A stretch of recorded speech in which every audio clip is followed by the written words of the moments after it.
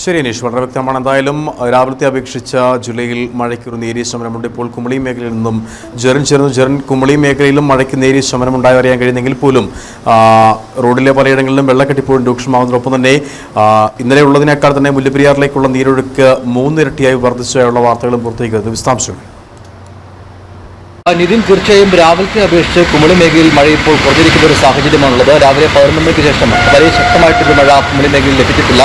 എന്നാൽ ഇന്ന് രാവിലെ നമ്മൾ മുമ്പ് ദൃശ്യങ്ങൾ കണ്ടതുപോലെ തന്നെ ഇന്ന് രാവിലെ വ്യാപാര സ്ഥാപനങ്ങൾ തുറക്കാൻ കുമളി മേഖലയിലെ വ്യാപാര സ്ഥാപനങ്ങൾ തുറക്കാൻ വ്യാപാരികൾ എത്തിയപ്പോഴത്തെ സാഹചര്യമാണ് നമ്മൾ കണ്ടത്. കുമളി ടൗണിലെ വണ്ടമ്പേട് ജംഗ്ഷൻ മുതൽ പമ്പ് വരെയുള്ള ഭാഗങ്ങളിൽ വലിയ രീതിയിലുള്ള വെള്ളക്കെട്ട് രൂപപ്പെട്ടിരിക്കുന്നു. വ്യാപാര സ്ഥാപനങ്ങൾ ഉൾപ്പെടെ വെള്ളം കയറുകയും യാത്ര തടസ്സമുണ്ടാകുകയും ചെയ്ത സാഹചര്യമുണ്ടായത്. അത് യാത്രക്കാർക്കും അതോടൊപ്പം തന്നെ എത്തിയ സഞ്ചാരികൾക്ക് ഉൾപ്പെടെയും വലിയൊരു തടസ്സം സൃഷ്ടിക്കുന്ന സാഹചര്യമുണ്ടായി.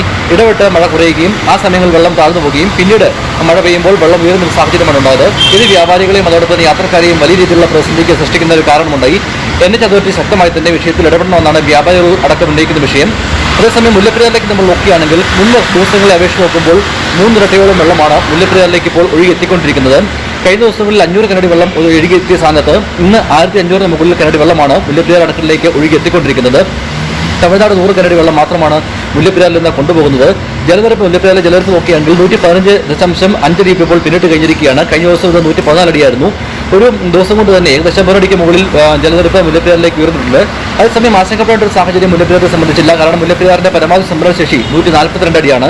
അതുകൊണ്ട് തന്നെ ഇപ്പോൾ 115 അടി മാത്രമാണ് മുല്ലപ്പെരിയാറിലുള്ള വെള്ളം. അതുകൊണ്ട് തന്നെ ആശങ്കപ്പെടേണ്ട സാഹചര്യം മുല്ലപ്പെരിയാറിനെ സംബന്ധിച്ചിടത്തോളമില്ല.